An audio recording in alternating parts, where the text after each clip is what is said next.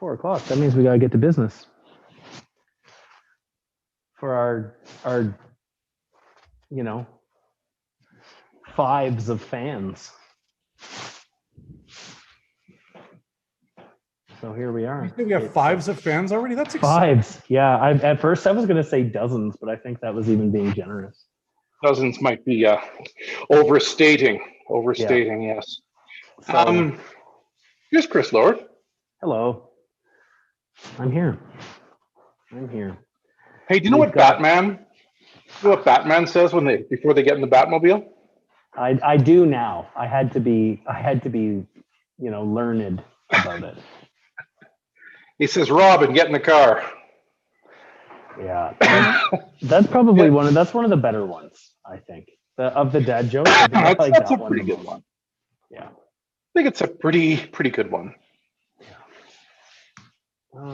Maybe. It looks like we're only on YouTube, Kevin. I think Restream, the thing that we use, is having a hard time with Facebook today. You know what? Sometimes it's actually on Facebook. It just takes a while for Facebook to know it. Yeah. So we'll have to. I'll look into that again in a moment.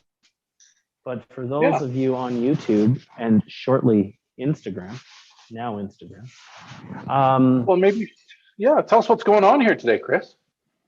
Yeah. So I guess what day of the week is it? It's Thursday. It's Thursday. It's a Thursday. So Thursday means that it is another Japanese Knife 101, which is what we do. Oh yeah, there's something weird here on, I don't think it's gonna go on Facebook, Kevin. I got some kind of warning in the thing. So what we're doing, Japanese Knife 101 is Knifewear's version of it. Have we been banned from Facebook for inciting violence against the nation? I don't think we have. Others might have, but not us. So anybody who's on, maybe. Anyone who's watching over on Instagram, join us on YouTube. It's a little bit better. You can see Kevin's half of the conversation as well. And today, in addition to answering whatever knife questions you may or may not have, we are going to, Kevin and I are going to do a little bit of cooking too. So we are going to, well, what did we say? We said we were going to do some, oh, there's Kevin now. So we were going to do some weird stuff. So Kevin, I had a hard time with that. I had a hard time with it? Yeah. Well, I was worried that you were going to vastly out-weird me. So I still think I took it pretty, I took a safe route. But what am I, because you were talking about some wild stuff at first. You were talking about hearts and this and that. And, but we both worked in restaurants that have a reputation for kind of the weird and wonderful. So it's true fact. I thought it might be fun to just kind of do a little bit of that. And, we just like having something to do while we're chatting. So, while we're chatting, if anybody wants to, oh, Ted's here. Hello, Ted. Shoot any questions that you might have in the comments. It could be, what knife are you using? Why are you doing it that way? I want to buy a new knife, but I don't know what to get. Oh no, I chipped my knife. How can I fix it? So on and so forth. Don't be shy. We're happy to share a little bit of wisdom, if that's what you want to call it. So, I don't know, did I miss anything there, Kevin? No, we're just, you know what? I think we're just going to do some stuff, talk about some things, cook a little bit of food maybe, or do some prep or something, talk about weird food, talk about knives. It's just a great time for an Ask Me Anything. We're doing more of these little videos because what's going on, Chris, in your city? You live in Ottawa. What's going on in Ottawa? I live in Ottawa, so the entire province of Ontario has been put into, well, on Boxing Day, we went back to a lockdown. And then 2 days ago, they tightened it up even more so. Mm-hmm. So we're extra lockdown right now.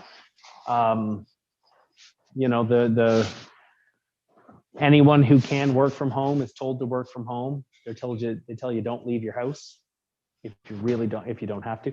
They're a little bit wishy-washy about what constitutes a reason to leave your house, but for the most part,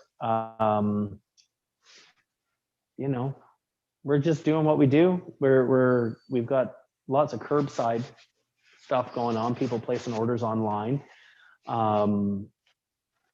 We've got, you can pick up here, you place an order online, pick it up at the shop. We're still sharpening knives. The big change in what we were doing 3 days ago versus today is that we have to,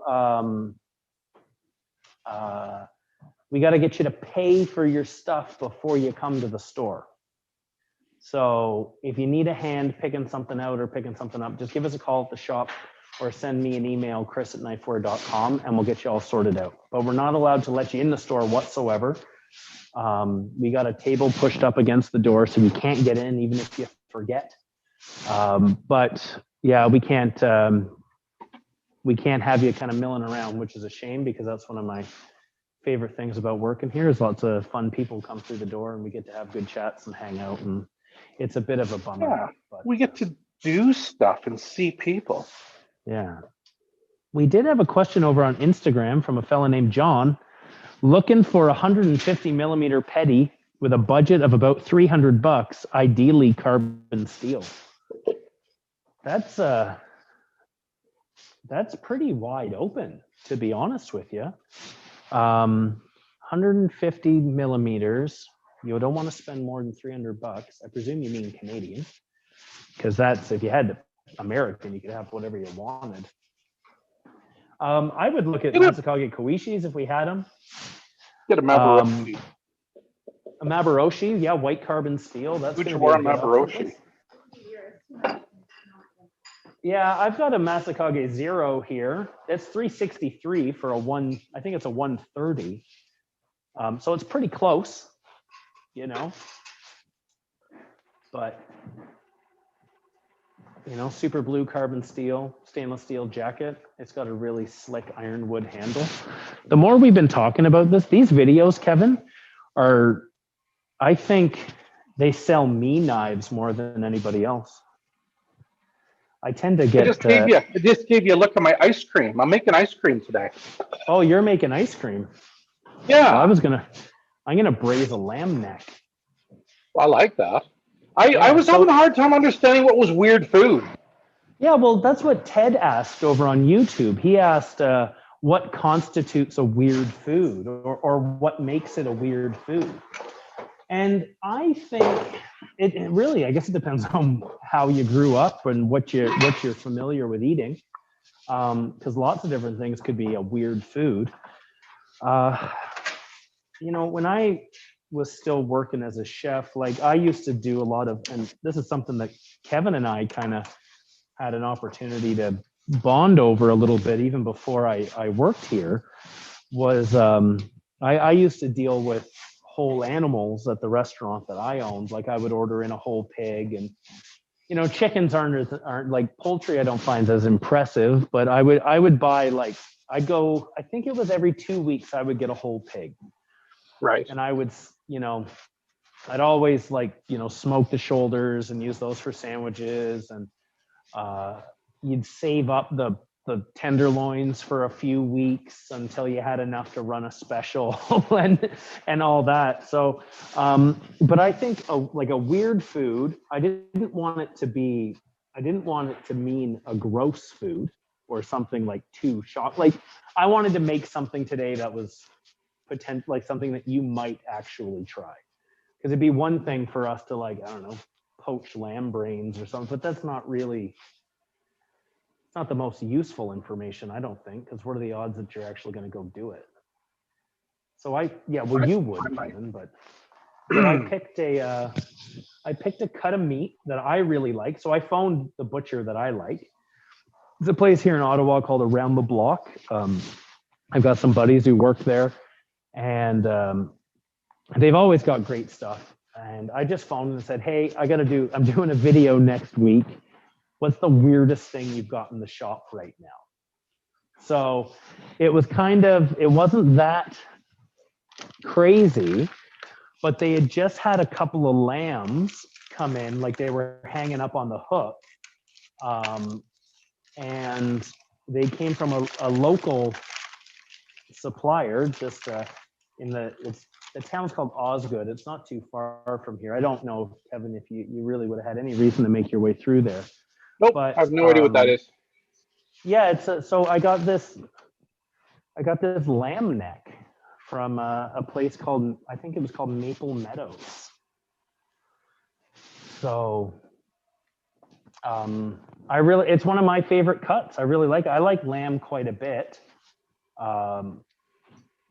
It's got a really good flavor, and it's not something that I often get to have, but I really like, I don't know, I really like this cut of meat quite a bit. Are you outvoted at home about lamb? I am outvoted at home about lamb, yeah. That sucks. Me too, man. Yeah. Maybe you and I should live together. Because I don't know if we would really, like, I think we'd end up just reverting to like a college version of ourselves. You know what? I wouldn't mind how many motorcycles you owned. Then maybe. I would never say that you have too many motorcycles. No way. No, I would never say that. That's cool. Well, that's because I keep 2 of them at my parents' house. You could keep one in the living room. I wouldn't care. Oh, that'd be fun. Eh? So there's not really, they kind of made it sound like I was going to have a lot of work to do on this, but not really. Well, you know what I would, a little bit of this fat. You know what I would do for that? I'd put salt and pepper on it, brown it, and braise it. Yeah, I think that's all I'm going to do. I wouldn't do a thing. It's not really, there's like a weird little like gland over here. I'll get rid of that. Yeah. There, that's the thing to do. I think that's about it. And if there's any fur on any bits, get rid of that. Yeah, no, I think it's pretty good. Well, sorry that was a bit lackluster there, folks. That's okay. I got something to do. Well, I'm making ice cream right now. You know what happened, Chris? I had 2 liters of milk in my fridge, and the date on it was January 9th. And it was, it was past its days. That was yesterday. Yeah. You know what? It's organic milk from Jersey cows, so the fat percentage is really high. It's like 5.5% fat, I think. Yeah. So it's not like real. It's like really fatty milk, and I think the extra fat just helped it live longer. Plus, it was in a fridge that doesn't get open much, so it was cold. That's just down in the basement fridge, is it? Yeah. So I just pulled it out, and I thought, okay, well, I got a liter of milk this morning. What am I going to do? So I did the only reasonable things, I think. I made an ice cream base. I made tapioca pudding for dessert. And I made cream of mushroom soup. Tasted just like Campbell's, just a little bit better. You know what? I think that's okay. I think it's okay to have something that tastes like Campbell's, but just a little bit better. Oh, I was pleased by it. I was super pleased by it. But now I'm making the ice cream. And I'm putting something in it, but that might be weird. I don't know. Have you ever had a Saskatoon berry? I have, but because of you. I don't know that I've ever. They grow wild around here. Visty, the photographer for our book, him and I went out and picked all of these. There's a lake in the middle of Calgary. It's all wild land around it. There's tons of Saskatoons growing there, so we just go out and harvest them every year. And I stick them in the freezer. And I made a quick little jam out of it this morning. I'm going to make Saskatoon berry ripple ice cream. I don't know. I don't think that's weird. I don't think it's weird, but it's unusual. People don't know Saskatoon berries. They're also called service berries, I'm told, or pigeon. I've heard them called pigeon berries. Oh, really? I've never heard it called that.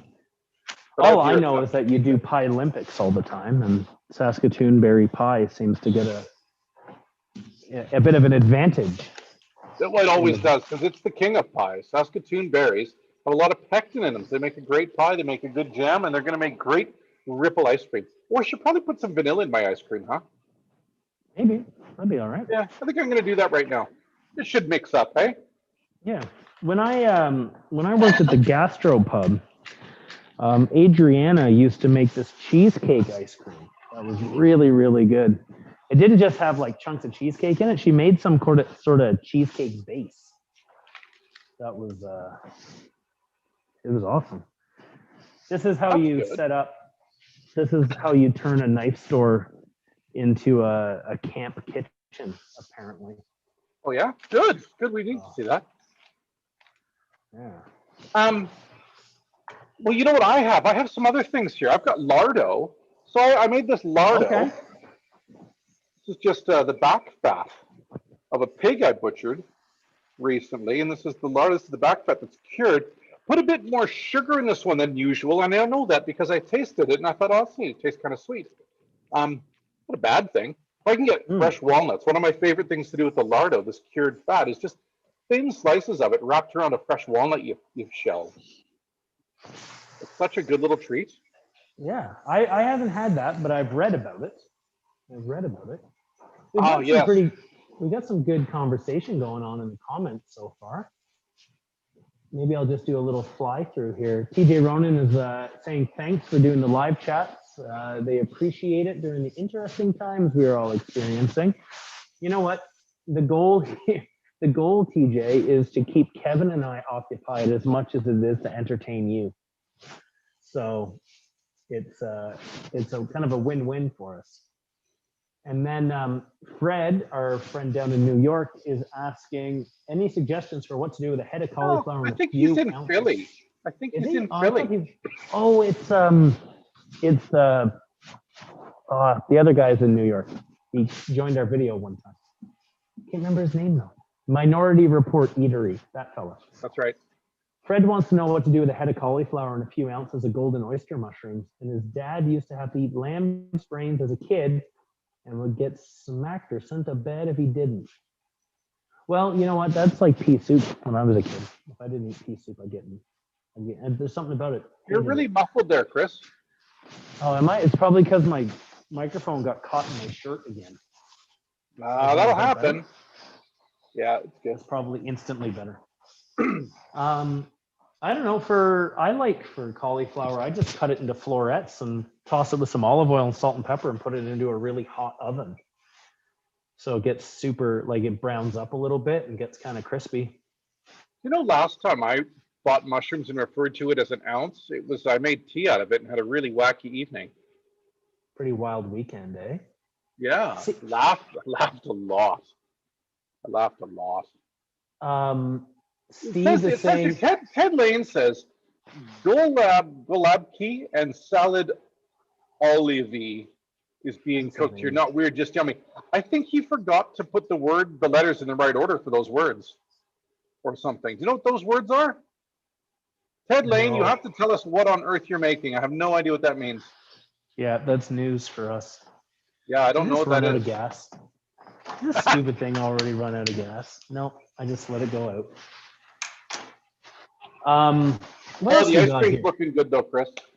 Oh yeah, I got to tell you though, I got to tell you, I made a mistake. I cooked it a little bit too long. The eggs got a bit scrambly in it, so it's kind of lumpy. But you know what? I don't care. That's fine. It's still gonna be the best Saskatoon Ripple ice cream in the city. That's right. Steve Mattingly is saying not really weird, but hard to get and quite tasty sweetbreads. A lot of people would say sweetbreads are weird, though. I like sweetbreads quite a bit. I used to put them on the menu all the time. But I think some might argue that they're weird. Okay, well, here, how about this? Let's talk about this. I had a hard time understanding what weird food was. But I've got a skewed view of things. I worked at a place called St. John for a long time.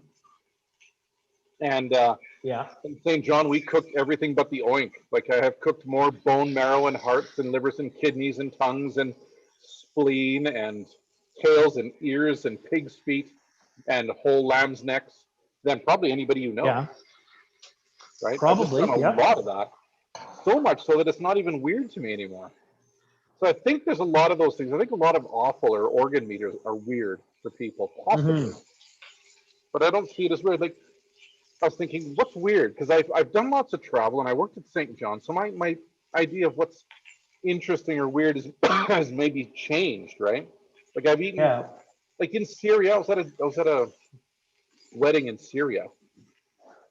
And the meal we had, like the morning little snack we had, was raw lamb's liver dipped in sumac and salt.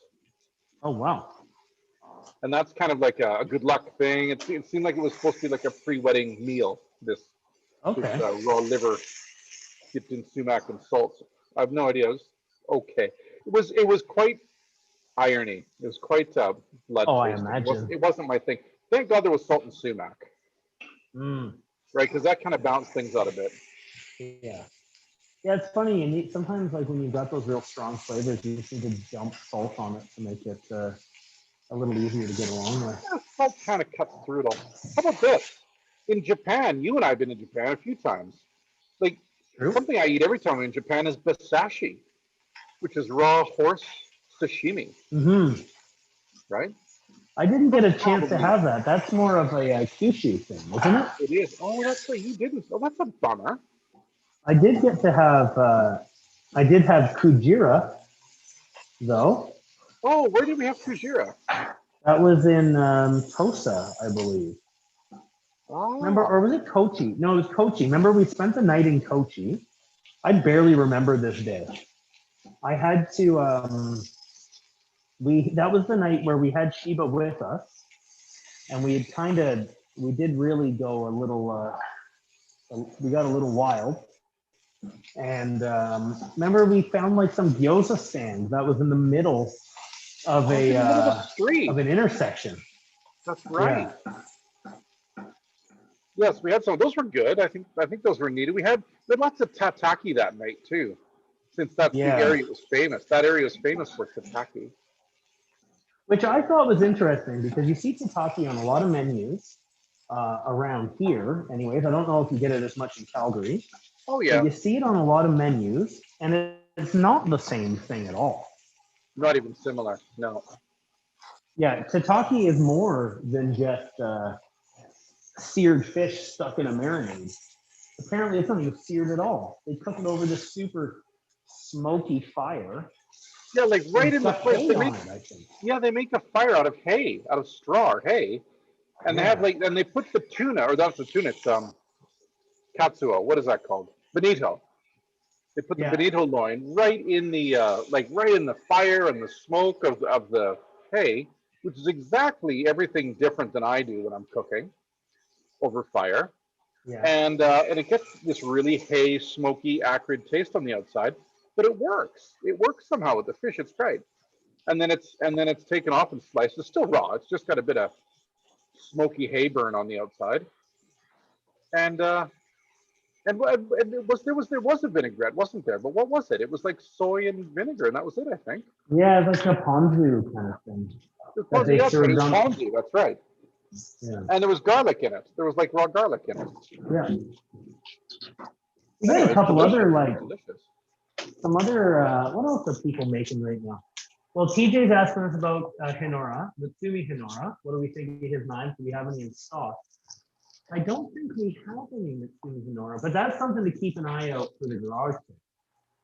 Yeah, you know what? Sometimes Naoto and I are working on trying to get a constant line of Muchan's knives. And I think we can. We just have to get around to it. Yeah. Hey, Megan, I forgot to grab a set of tongs, and I'm reaching into this pot with no, I'm gonna hurt myself.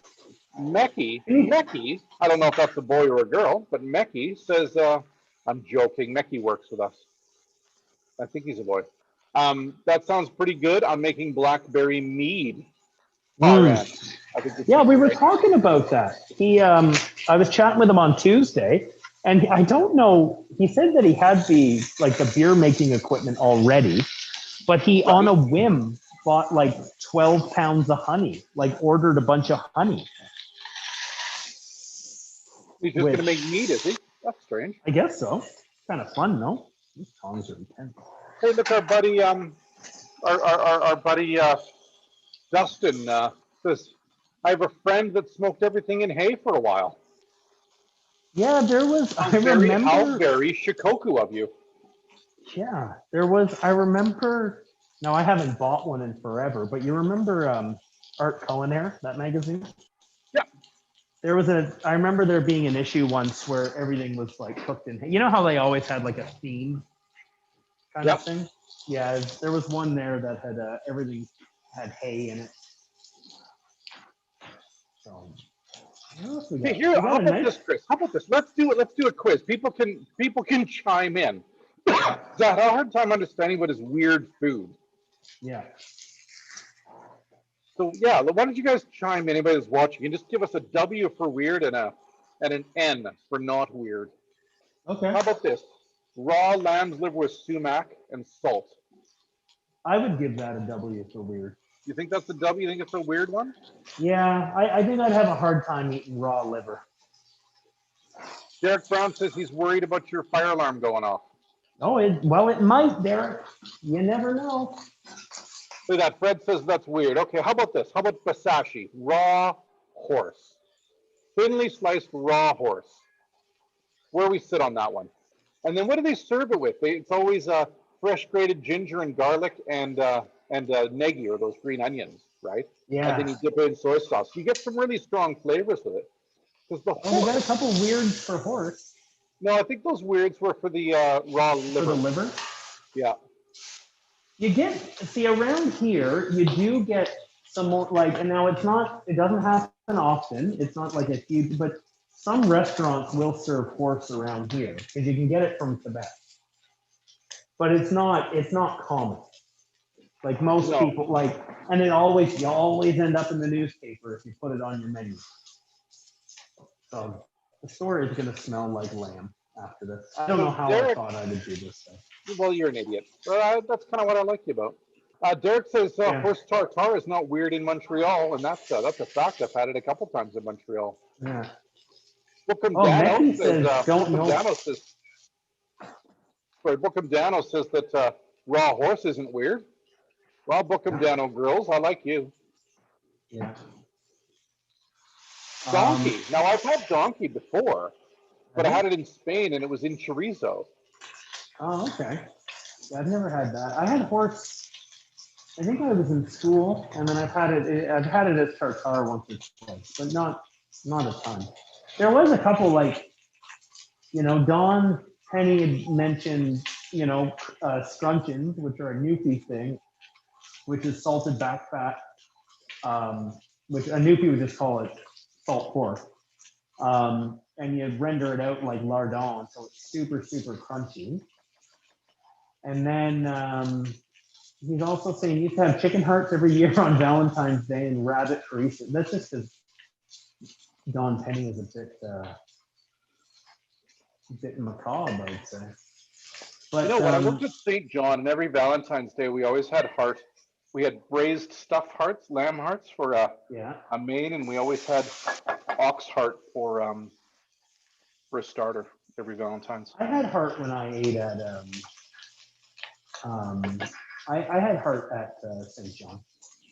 One of my favorite dishes that I ever put on the menu at Union, or Onion, as we've grown to call it. As intelligent people call it, yes. Yeah, was I did a duck heart dish there. That was really good. I would take, Dano, heart can be quite tough. It's one of those kind of grill it quick or braise it kind of meats. Yeah. And so I would do duck heart. Think of it like the squid of the cow. The cow squid. Cow squid. So I would, there we go, that's pretty good. Like, I'll have this. Tell you what, the ice cream worked out okay. Look, I got a bowl of lamb. Look at my bowl of lamb neck here. So, but I did this duck heart dish that, I don't know if you ever had it, Kevin. I just fucking burnt myself with lamb fat. Were they breaded? Were they like cornmeal breaded or something? No, I would, for those guys, can you hear me over this sizzling? I can. Okay. I brined them, so I would cut the top off, like all the weird ventricles and whatnot. And I would throw them in a brine for about, 45 minutes to an hour. But they're only like ping pong ball size. And I would heat up 2 little cast iron pans until they were screaming hot, and I'd put the duck hearts, which are just seasoned with salt and pepper, in one, and then put the other one on top of it. So it's kind of like Oh, I did do it. I set the score on. Lord. I did. I'm going to open the door. Derek was right. All right. There's my Ripple ice cream. Into the freezer. I just had I got a stove thing going. Yeah, it's okay. Yes, Turn Lord. the fans on, Megan. I burnt down the store, everybody. I love it. Well, If Chris the is putting out phone his fire. rings, we got to answer it. Well, Chris is putting out his fire. Oh, Bookham Dano. Yeah. Bookham Dano grills. Those are Saskatoon berries in my Saskatoon Berry Ripple ice cream, which I don't think is weird, but Saskatoon berries are at least not unusual or not usual. Yeah, Okay. I was warned. Huh. Probably going to have to answer the phone here eventually, guys. I love it. Oh, Armitage texted me, said the firemen are going to come. Yeah, so I don't know. We'll just listen to this, I guess, for a minute. That's nice. How about this? Let's get on to some more weird food. Here's a weird thing in Japan I had, and I think it was weird, except it wasn't that weird because I'd had it before. So we used to cook cod roe and what we called milt, or sometimes they call it white cod's roe. Yeah. You know what that is, Chris? Do you know what milt is? I do. You know what? It's because the female have cod's eggs or roe, and the male fish have milt in them. So there you go. So we used to poach those together at St. John in Little Torchon. So we used to wrap them up so it looked like a little yin and yang when you sliced it. So we would poach the male and the female together and then cool it and slice it and then fry it in butter. But in Japan, they call it shiroko, and they'll have it raw. Is Megan going to answer the phone and talk to the police? Yeah. Well done. Well done, guys. So yeah, so shiroko in Japan is raw fish sperm, and you can have it from whales or cod or whatever. And it's generally they'll serve it raw with a little ponzu sauce, and you just kind of have it in a little dish and use your chopsticks and stick it in your mouth and kind of go and slurp it up like ramen. And so somebody give me a W or an N. Is that weird or not weird? So I throw us some. So Bookham Dano says not weird. He says interesting. Well, so yeah, we've had because I used to cook it at St. John, and we had a name for it in the kitchen that was something on toast. And then I've got a really great video from one time when Naoto and I were eating it, and he was losing his mind. He was so happy. No, it tastes kind of sweet, Fred. Kind of sweet. Has a bitterness to it as well. Salty and really creamy. Really creamy. Dr. G says that's weird. Oh, no. Oh, shit. Firemen are going to come in. You got the fireman there, Chris? Well, the fire truck just drove by. They're going to come in. You should interview them and then try to sell them a knife. Yeah, well, they're not allowed in because we're closed. Well, no, they're allowed in there, the firemen. They think you're burning the joint down. Yeah. Maybe take the table away from the entrance so they can get in. Yeah, Megan's outside to tell them, okay, I'm never going to do this again. All right, we can't do cooking demos in the store ever again. Well, we can. Just don't set off the fire alarm. I'll tell you what, we'll get Don Penny to advise us on what's smart and what's not. Yeah. So here we go, guys. Hopefully this is entertaining at the very least. What is wrong with you, man? Well, I don't know. We did have a conversation in the beginning about what I was gonna do. I don't feel like, where's that patch you gave me? Kevin gave me a patch for Christmas that said, in my defense, I was unsupervised.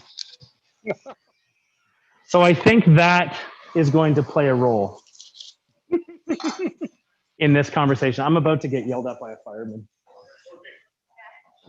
I'm sorry. You should interview him. No, I'm very embarrassed right now. You can't tell. I guess that's what Matt's good for. Yeah.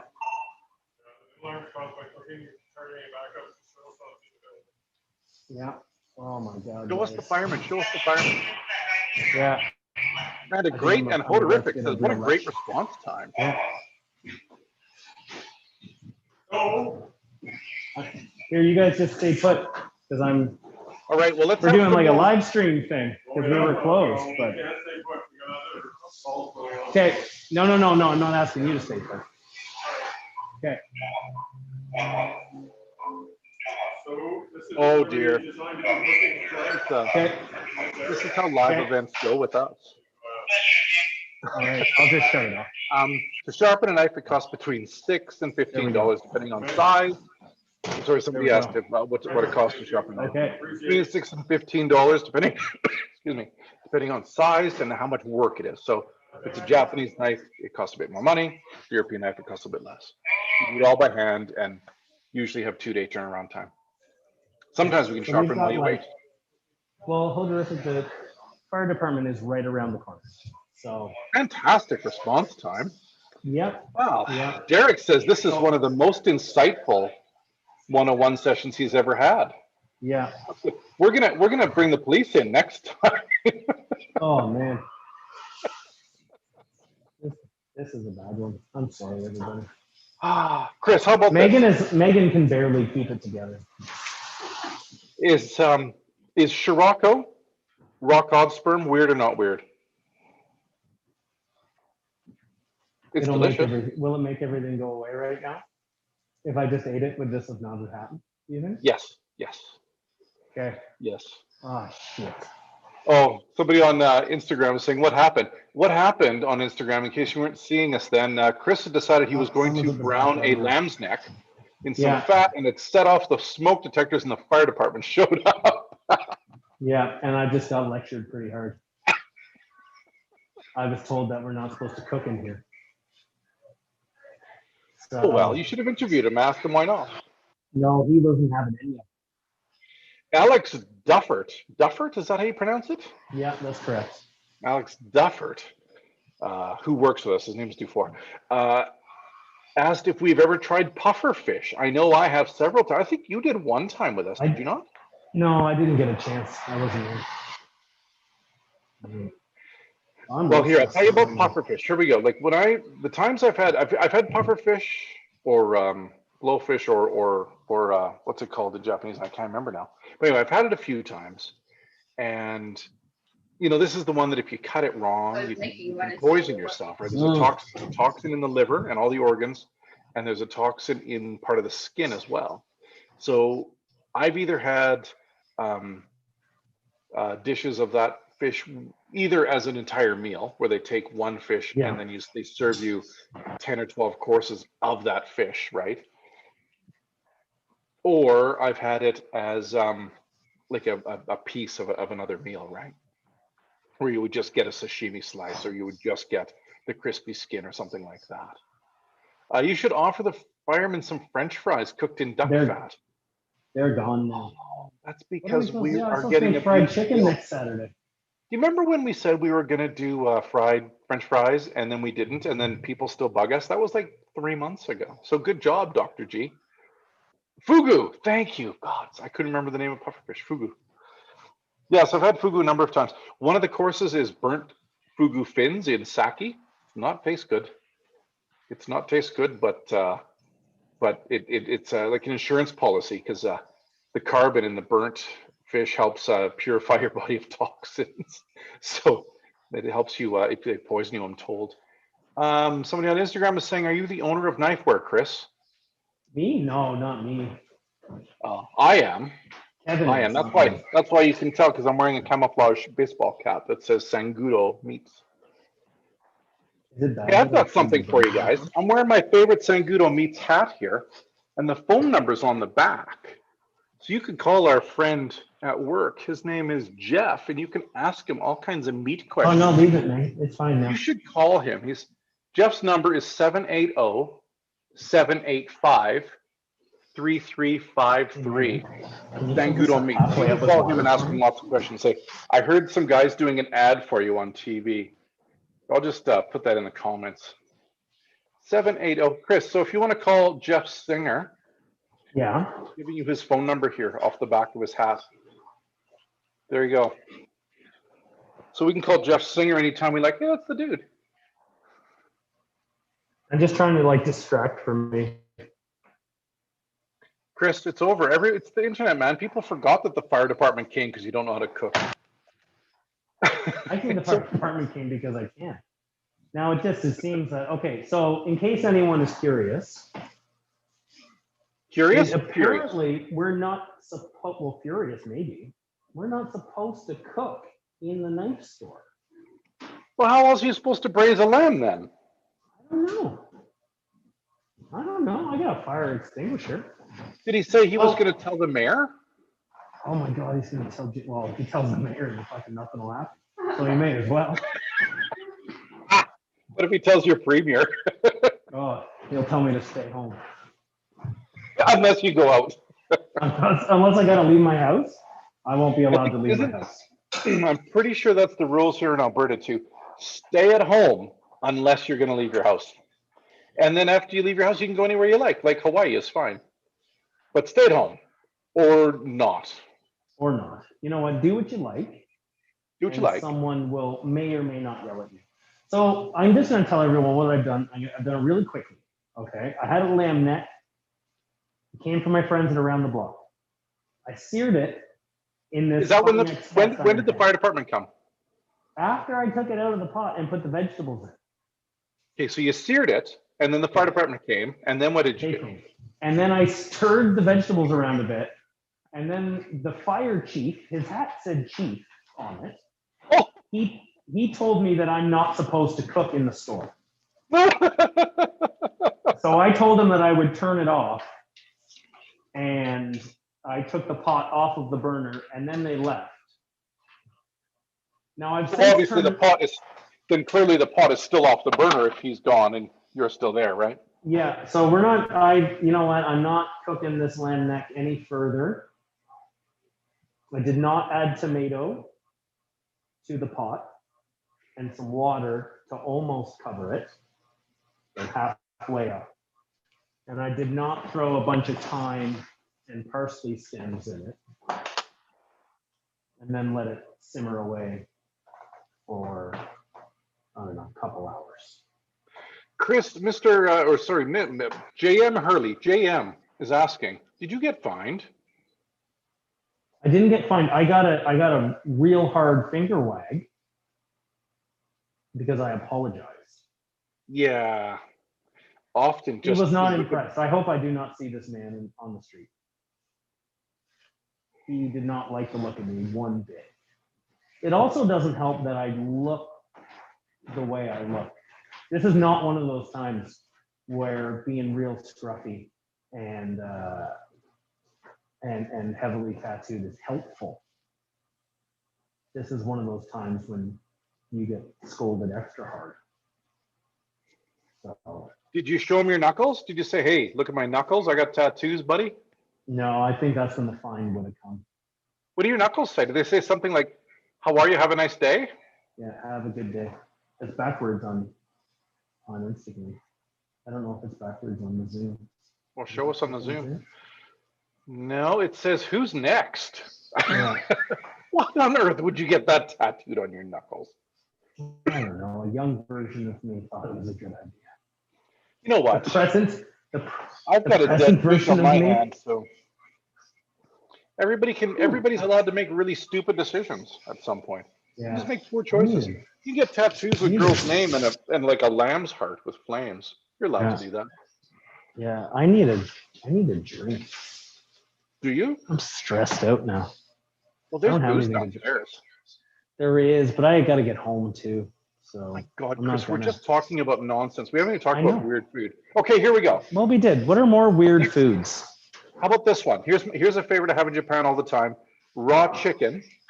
Raw chicken, yeah. Raw chicken with soy sauce, like sashimi, legs and breast, and they'll also do the liver raw with salt, sesame oil, and negi or green onions. And they'll do raw gizzard, thinly sliced, so it's a bit of a snap. How about that? Give us a W for weird and an N for not weird for raw chicken. Because I could have cooked that, I suppose, but I've never done it myself. I don't trust the chickens I buy. So Chris Armitage had sent me a text at one point that said the firemen are going to come. And then I responded with, they did. So, well, you know what? At least it was Doctor, me, you know? listen, Dr. G says, speaking of ads, I heard Knifewear bought a fleet of tow trucks. And if you need roadside assistance, you call 1-800-NOW-TOW. Because NOW-TOW works with us. And in fact, is NOW-TOW doing a sharpening class this Friday? I believe so. You can Do you put know a what? schedule together and it's out there. Do you know what? Here, I got to show you something, Chris. Yeah. You know what these are? Ooh. Yeah. I think What are these, Chris? those look like they might be profit sharing checks. Yeah. Quarterly, we have green checks that come out, and they're profit sharing checks because if the business succeeds, I think the staff should share in the success as well. So we have a profit sharing program. So those are the profit sharing checks. And Chris, I don't know if you know this, but Kasumi's been with us 11 years now. Oh, Jesus. And Naoto's 10 years is coming up in February. And Mike's 10 years was yesterday. Oh, Mike was 9, wasn't it? Oh, Mike was 9. That's right. Sorry. Mike's So 10 next. he's getting close. So when you work with Knifewear Group, so that's Knifewear, Kent of Inglewood, or Long Ladder Media, probably if we had an employee other than me,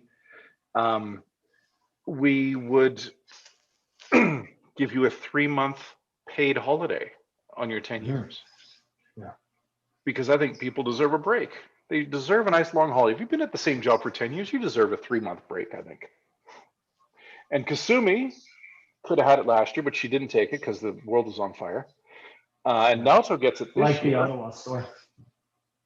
Yeah, and then Naoto gets it this year. He's eligible, and Mike's eligible next year, and then Nathan the year after that. It's all craziness.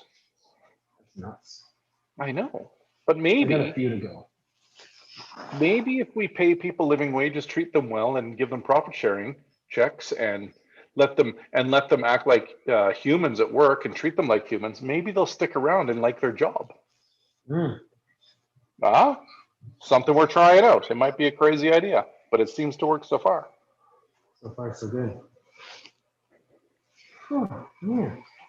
How about jicama? Is jicama weird? I don't know. You know what? I haven't had jicama in a really long time. I used to work at a restaurant called Juniper. We used to have jicama, like just do like salads and stuff like that. Yeah, I julienne my jicama and made like a weird little salad. Yeah, I haven't even bought jicama. I don't even know if I could like trick my kids into eating it. Yeah. They get pretty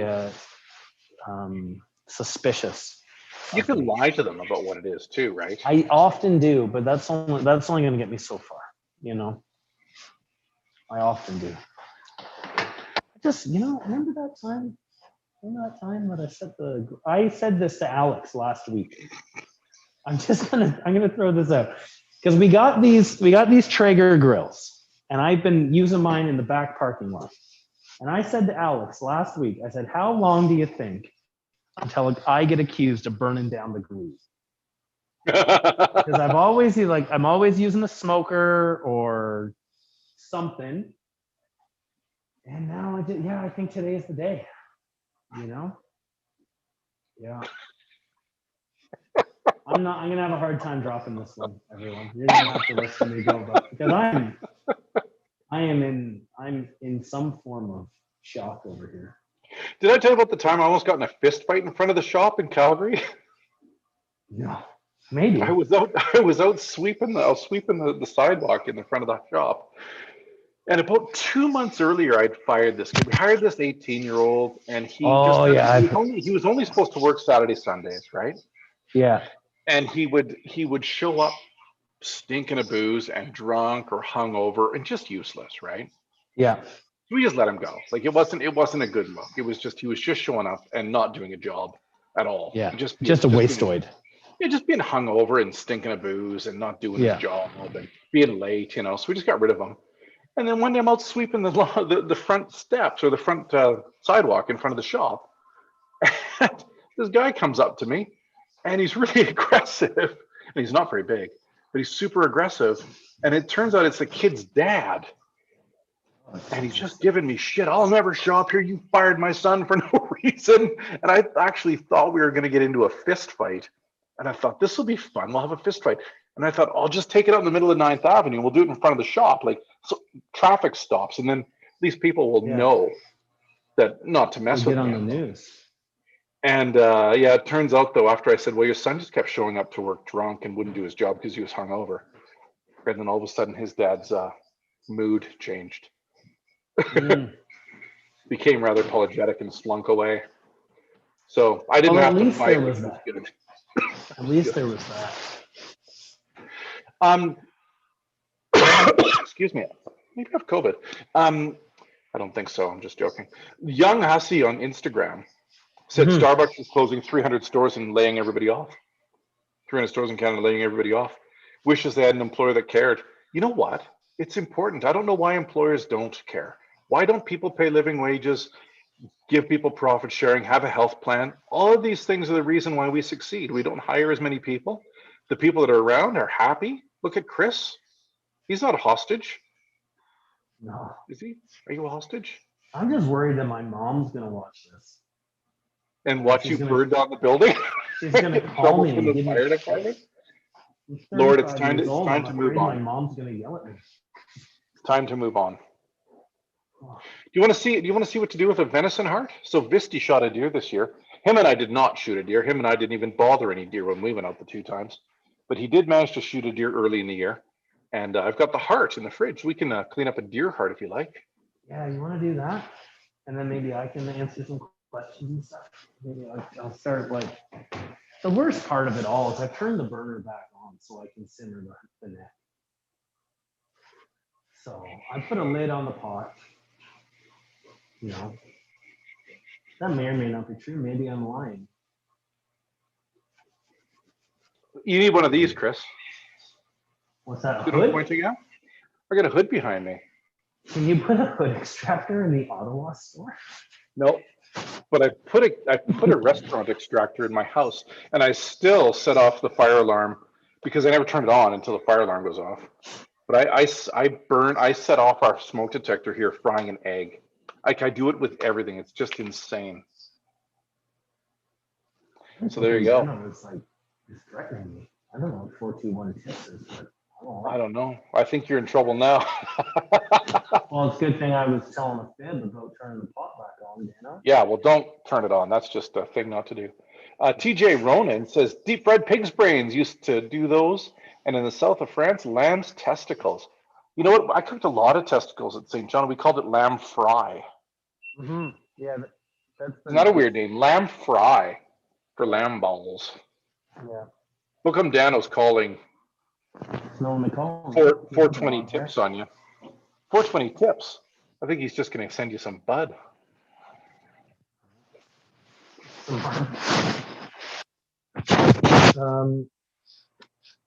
What else?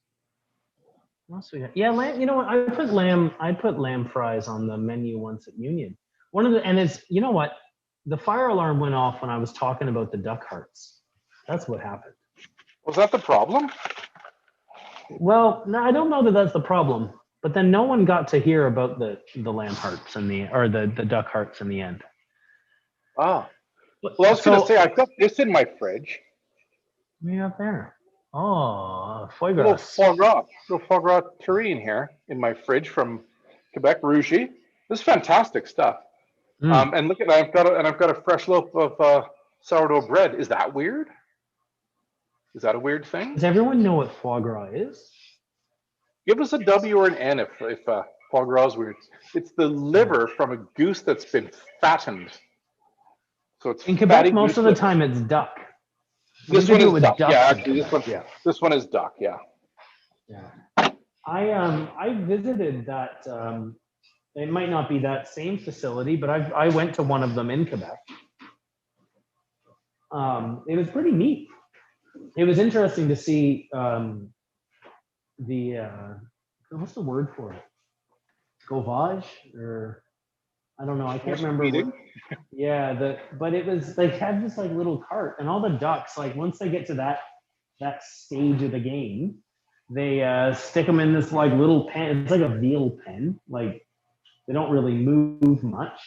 And then when they pull this cart out, all of them like they've all been conditioned, I'm sure, to believe this, but they all start sticking. They stick their heads up straight, like they're just waiting for it. Gavage, Alex says gavage. Oh, this. So it was, Is this weird? yeah, here, show us that. I can't read it. This is guanciale. I didn't make this. I actually bought this guanciale in Vancouver at Oyama. Oh, that place is great. So it's cured pork jowl or cheek. And you can see I've been just slicing it and taking it off the skin here on the end and using that. I'm going to use that tonight. So I'm going to crisp up some guanciale and then have it with raw albacore tuna loin, slices of the tuna, put on the plate, olive oil, a little splash of truffle oil, squeeze a lemon, some Malden salt, some crispy guanciale, like crispy pig's cheeks, and maybe some cilantro thrown on top of there. Call it a day. That sounds all right. I stole the idea from our guy Steve Wall at Supply and Demand. I actually texted him today and said, "Steve, this is gonna be cheeky, but please tell me how you make that dish." Nice. Wow, he doesn't. You know what? There's something about like the Ottawa restaurant scene as well. Is that hey Megan? There's just someone lurking there at the door.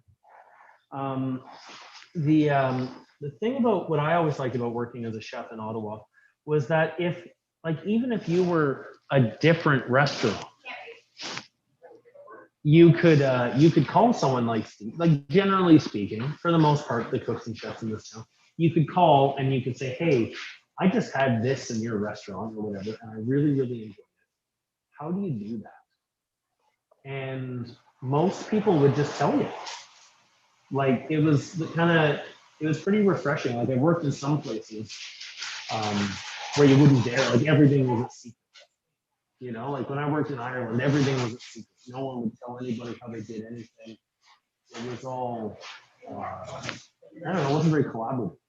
But here in Ottawa, like everyone seems to have it in their head, like, you know, all the You're getting pretty muffly again. You're getting pretty muffly again, Chris.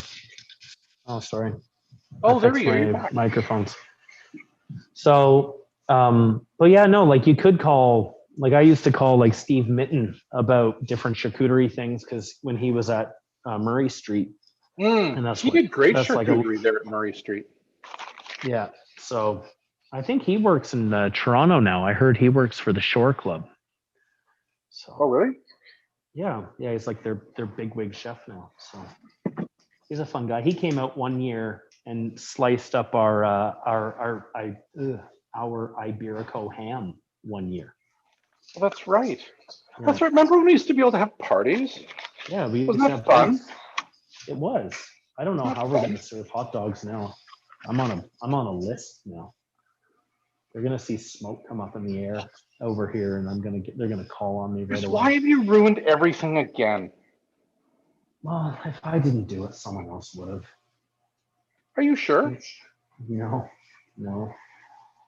At least I was on camera with you. At least it's not like a surprise. You're not going to get a phone call and be like, you know.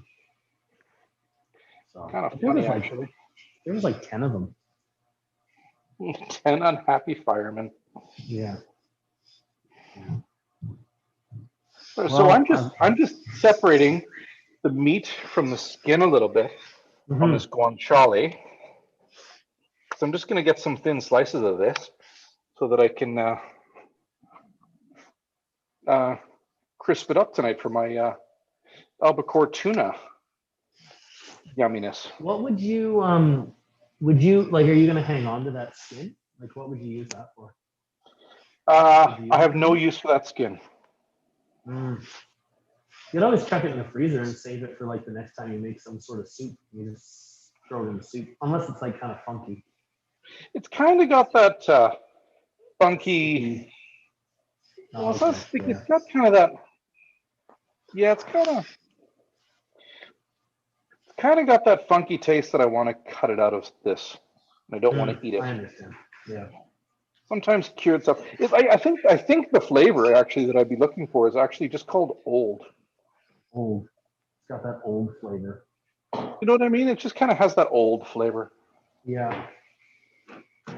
So I'm just going to chop these into what I would call paisans, so like kind of like little squares. Mm. Hodorific is asking what knife you're using.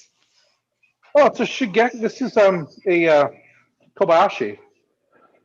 So this is a Kobayashi 210 Buto. Kobayashi, the Damascus ones. You can see the Damascus, and you can see the handle too. I've got that weird custom handle from our buddy Dustin, who may or may not be watching still, but he was earlier. He was here. That's real sharp knife, right? That's him. Yeah. There you go. That's my guanciale for tonight's dinner. Again, I don't know if that's weird or not. Might be, might not be. Who knows? It's hard to tell. I think, you know what I'm kind of learning here is that like the people who are watching, a couple of nerds talking about knives a couple times a week are probably less likely to think that the things we like to cook are weird. I'm not a nerd, Chris. I didn't burn down any buildings that I work in today. That doesn't make me a nerd. That makes me an arsonist. That makes you irresponsible. Yeah. I'm going to call your mom. That's bad. I would call your wife, but she would say things like, he's an idiot. She would, yeah. She'd say, thank God it wasn't at home. So, yeah, and Dawn said everyone who goes into the... I'm going to clean You're going to do the venison heart? I'm going to clean a venison heart here.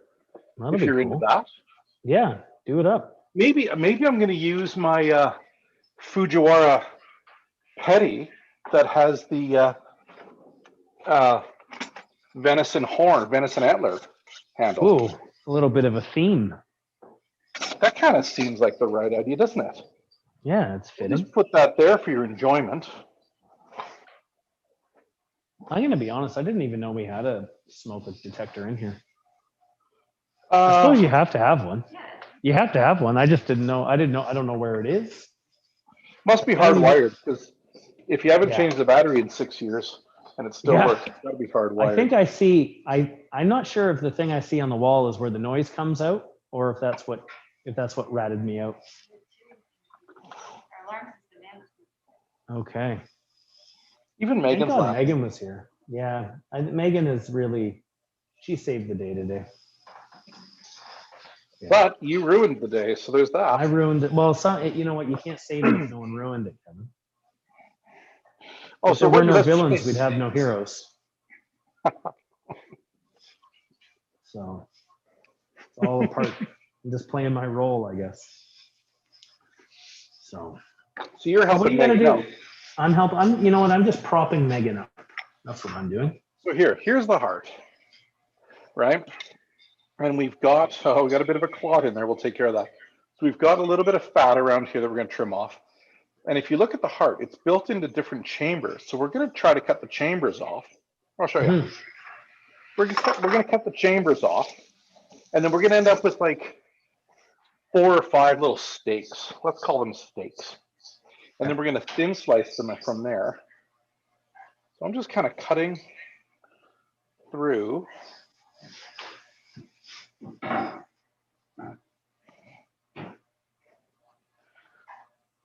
I'm sure there's probably medical names for these things, but I'm just going to call them chambers. So inside there, you see there's a lot of clot. There's a lot of kind of goopy blood clot.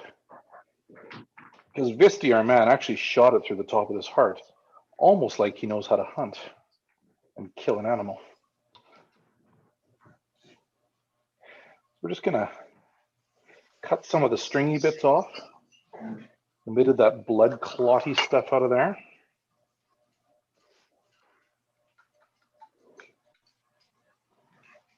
Hodorific is asking, we'll have to tell a little bit more about Fujiwara, because he must be a fascinating person to make such knives and to be bold or good enough to put himself on the box. Oh, he's bold. Yeah. And he's great. He's both. Why don't you tell us a fun story about Fujiwara? You and I had a Yeah. really cool experience with him last time. Last time you and I were there together. You know? When I went to Japan with Kevin the first time, Oh, hey, we let's just also mention this. I was bragging earlier about doing profit sharing checks, yeah, but you've been to Japan with work now twice too, haven't you? I have, yeah. On the work dime. So it was they were Could be both could really be worse. interesting trips. Oh, we've got someone with some curbside fun. So yeah, so we went, and so when Kevin talks about garage sale and how he travels to Japan, generally, so like 2020 doesn't count, and 2021 probably won't count. But we would bring, or Kevin would bring someone with him, and there was there was a bit of a lineup. I lucked out because I got to go like the first year I worked here. But Did you really? I did, yeah. I started in March and traveled in October. That's crazy. Yeah, well, I think because it would have been the manager previous to me's turn, and she wasn't here, so I got to take her spot. Yikes. So what? Because the idea is you go and I learned more in those 10 days than I could have learned with any amount of studying. Oh, and yeah. any amount of storytelling. Like I got to make my own knife. I traveled so we landed in Tokyo, Right. or Narita Airport. It's just outside of Tokyo. And then Fujiwara and Shibata-san picked us up at the airport. Oh, is that the time they picked us at the airport? That's right. Yeah, so they picked us up at the airport, and then we drove north for a little while to visit, because we got off the plane and went right to Fujiwara's workshop. That's right. And we fell asleep in the van and all this, and we got there and we got to watch Fujiwara. He was tempering, wasn't he? He was heat treating the knives. He was quenching, yeah. Yeah. So we got to hang out with him while he did that, and that was when Visti took the majority of the photographs for the Fujiwara section in the book. Was that That's evening? Right. And then we were so jet lagged and stupid too. Oh yeah, yeah. And then we went to it was it was just like some like roadside restaurant. And I don't even remember that. Yeah, well, I remember because Fujiwara gave me a nickname. That's right, he did. While we were there, Fujiwara gave me a nickname. He started calling me Pink Lady. Which I guess is some kind of 80s boy band or something from Japan. Because I'm left-handed. He was shocked that someone who looked like me could use chopsticks. And then he noticed that I was left-handed, which is apparently quite rare in Japan. And this band Pink Lady has a song called Southpaw. So then he started calling me Pink Lady, which I was okay to, it's kind of fun that I've got a nickname from Fujiwara, And it's better than Shiba's nickname from Fujiwara. Oh, I don't know what that is. You know Shiba's nickname from Fujiwara? It's No. Little Fish. Oh, I remember that now. Yeah. We went fishing. Before. So Shibata-san from Masakagi Knives, and Kotetsu and Tinker, and West Japan Tools. My God, he's got a lot of companies now. Yeah. Him and I went fishing in southern Alberta, fly fishing with Fujiwara-san. And Fujiwara-san called him Little Fish because Fujiwara caught 8 fish. I caught 5. Upsetting. He's never been fly fishing before. He turned out to just be the king of fly fishing, like he does with everything, I suppose. And then Shiba caught the smallest fish I've ever seen in my life. Mm. Like it was. I've seen bigger leeches than this fish. Oh wow. I'm talking like a medium-sized leech was bigger than this fish. I have no idea how he caught that fish. Oh wow. It was probably only 3 times bigger than the fly he was using. Jesus. I have no idea. Shiba probably did it on purpose somehow. So we've got these 3 lumps of venison heart now. So what we're going to do is I dried them. I saw you would have seen me drying them off with paper towel there. Yeah. Now I'm just cutting them really thinly, right? Think of them as like really thin little steaks Yeah. of venison heart. We're going to give them a 2-day marinade. I'm going, the man who shot this deer, Visti, him and I are going ice fishing on Sunday. So I'm going to marinate these in some balsamic vinegar, some olive oil, some pepper, and a little tiny bit of salt. And then we're going to cook these. We're going to make a fire. We're going to go ice fishing. We're going to make a fire on the ice, and then barbecue these over some applewood fire. Because if you're going to go ice fishing, like bring good food. Yeah. Well, you got to have a fire on the ice, you know. Oh, Sean just showed up. Kevin, our very own Sean Coots just showed up, so he didn't get to see me. He didn't get to see the excitement, so I'll have to tell him about it tomorrow at work. Yeah, Chris, maybe next time don't start the place on fire and get the police or the fire department against us. Yeah. You know what, though? I've done a fair bit of cooking in this store over the last couple of years, and I guess I just got cocky, you know? It just hadn't happened yet. I figured I've made fried chicken in here. You made fried chicken in there? Didn't set off the alarm? Nah, I know. That's why I thought we didn't have one. But I think that it's not smoke that comes off a fryer when you make fried chicken. I'm pretty sure it's steam that's coming off the fryer. Yeah. Well, Don just said that he keeps thinking about grabbing a beef heart to do on the Traeger or his Komodo. You'd want to do what Kevin's doing here. You'd want to make sure you cut it real thin. Yeah, like you see, I butterflied that one twice there, like that. Like that. So I did this. I like cut it that flap and then that flap off of it. Yeah. But you want to make them pretty thin. Like kind of, I don't want to say as thin as you can go because I can go much thinner than this, but you want to do them real thin, like 1 to 2 millimeters thick. And then you want to give them a marinade with something that's a little bit acidic. So I'm going to use some of my homemade red wine vinegar, which is really punchy. But I'm going to use some Spanish aged vinegar. It's more like, kind of like a balsamic, so it's got a bit of sweetness to it. Okay. So yeah, here, I'll show you. I'm going to use this guy here, which is a bit like a balsamic. It's 12-year-old sherry vinegar, but it's got Pedro Jimenez grapes, which means it's super sweet. I like sherry vinegar quite a bit. So I'm going to be a little bit generous with that because it's delicious. But then I'm going to zip it up with some of mine. So this is my red wine vinegar. I make a lot of vinegar here. Sometimes there's wine that's left over. Sometimes someone brings you a bottle of wine that they made. Sometimes you've got beer that's left over. But I'll make vinegar out of that. And I make pretty zippy vinegar. So I want to mix that up. Black pepper, tons of it.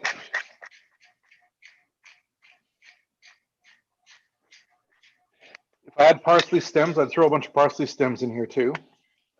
And then kind of a good glug of olive oil. Probably go 50% oil, 50% vinegar.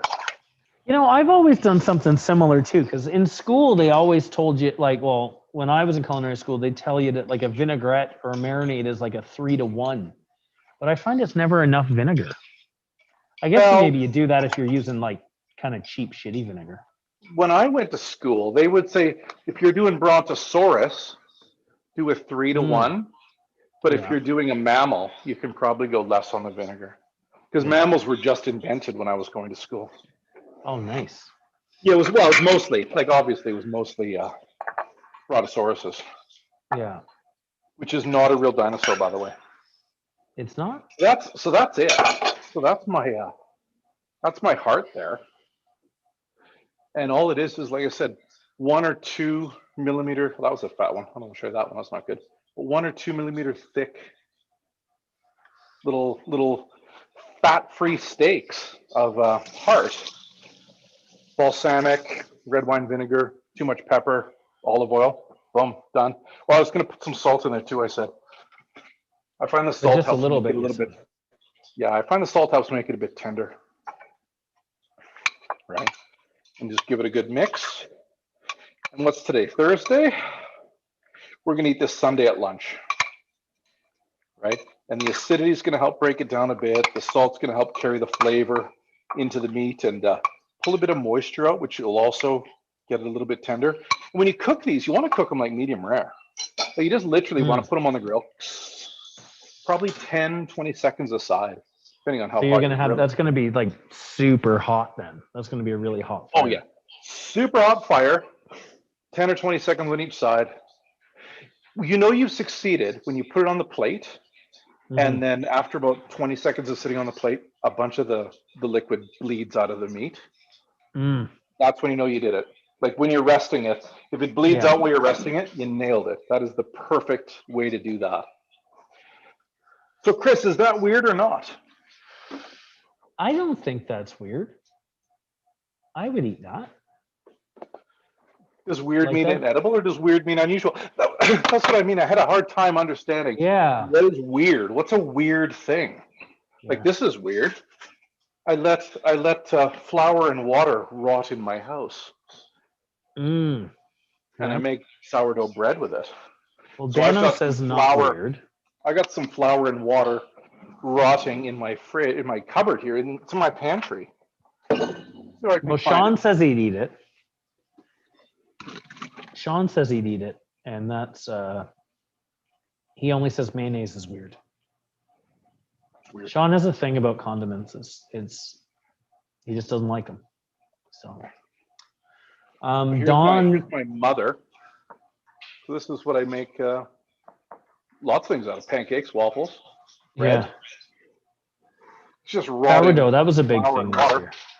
Yeah, it was, wasn't it? Yeah, Hate to be a sourdough hipster, but we've been doing that for a while. yeah. Well, it's not really a new skill for you. What's that? Your computer? You threw it in the sink.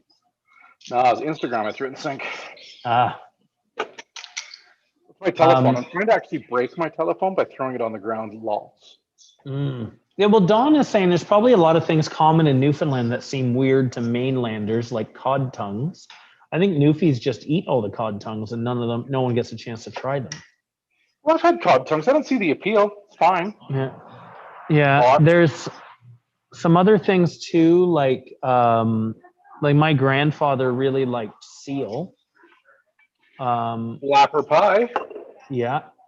I've only had seal 2 times. One was raw, Okay. and one was like little cubes barbecued Yeah. on a stick.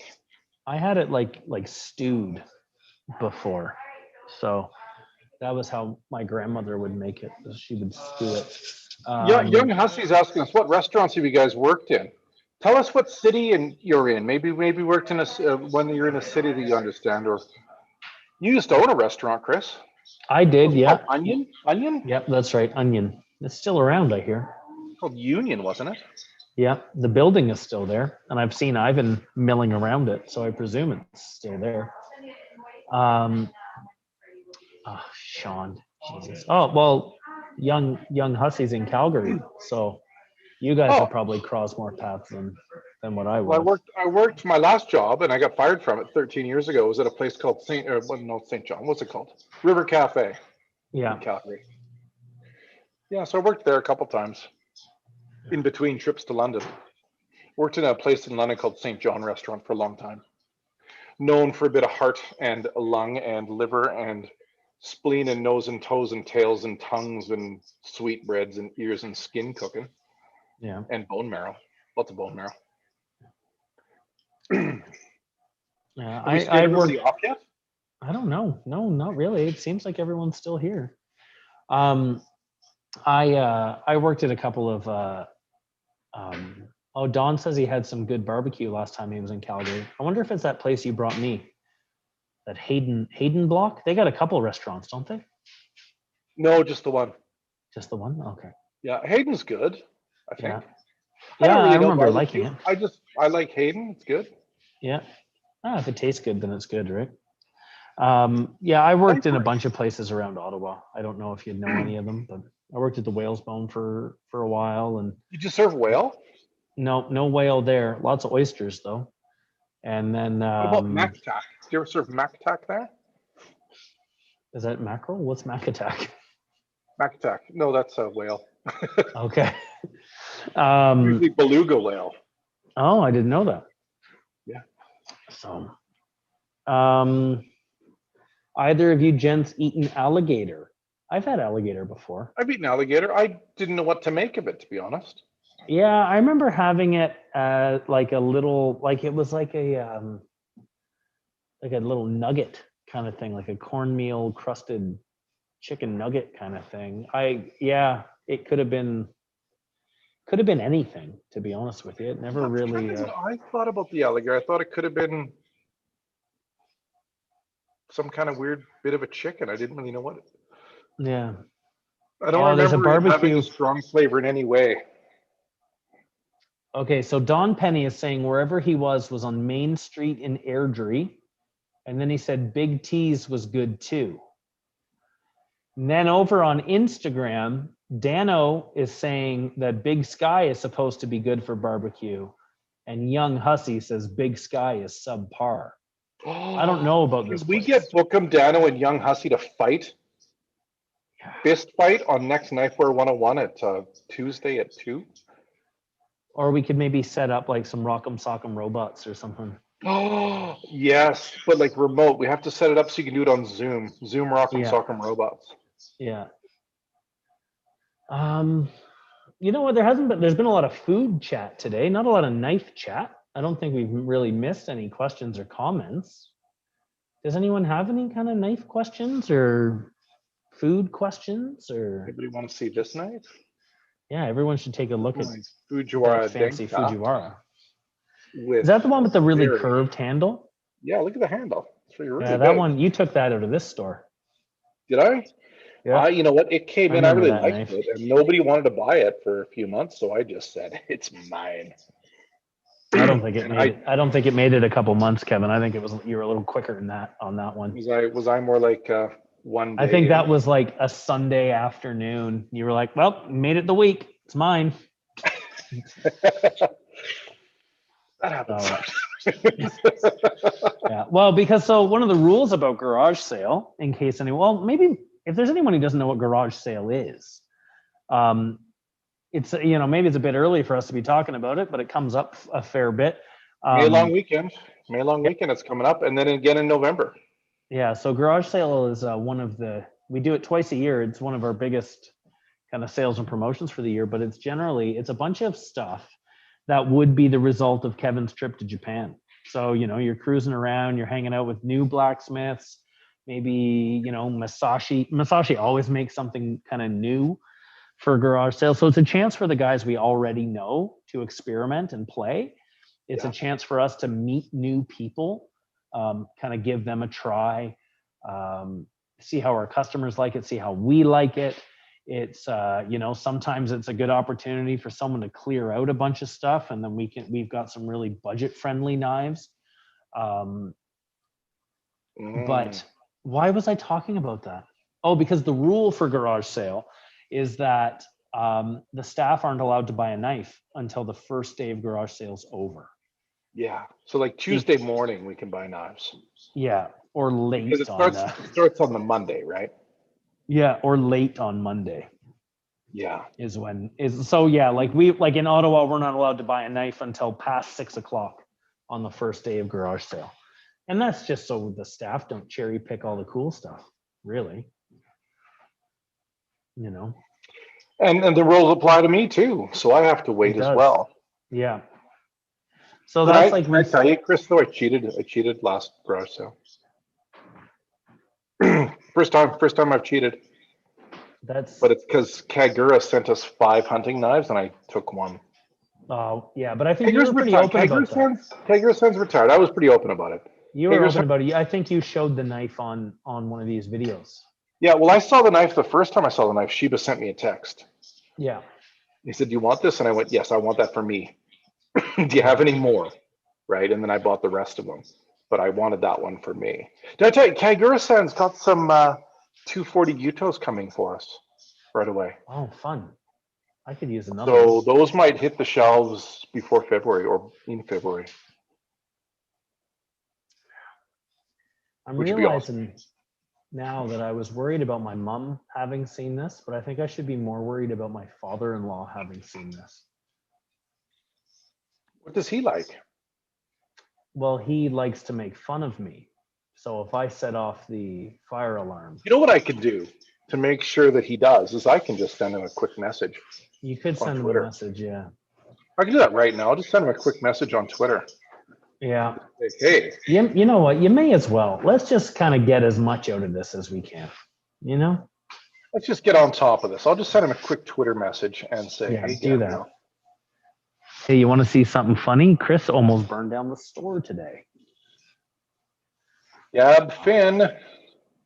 Oh, you are doing it. Oh well, there we go. I'm gonna get a little notification here that Kevin Kent tweeted. So, Oh, you must get a lot of them. oh, I do. I do. Yeah. So, but what have we got here? We don't have any. There's not really any questions. Everyone hung out for quite a while, though. Oh, they're all sick of us. And I would be too, really. Yeah. Especially you arsonist. Yeah. You damn arsonist. I thought I was doing good. You know, I tried. There. Did your pocket ding yet? Not yet, but I'm sure it's coming. Oh, there's the old Twitter. I don't know why I get notifications every time you do this, but there it is. Hey, Mark Gilroy on Twitter says that he loves Knifewear and what we do. He needs one in Southwestern Ontario. Are you in Southwestern Ontario? No, we are in the northeastern. We're just generally called Eastern Ontario. So Southwestern, I don't know. I guess that would be down around Niagara is generally where people might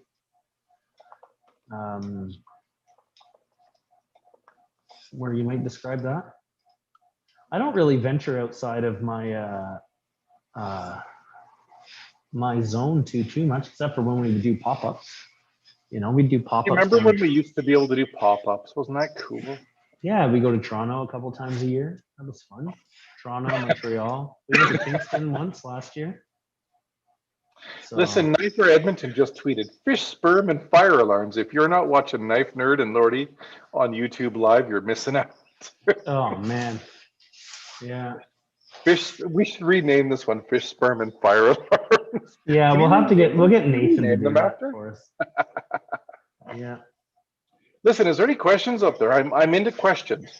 No, there doesn't really seem to be. Not today. How about this?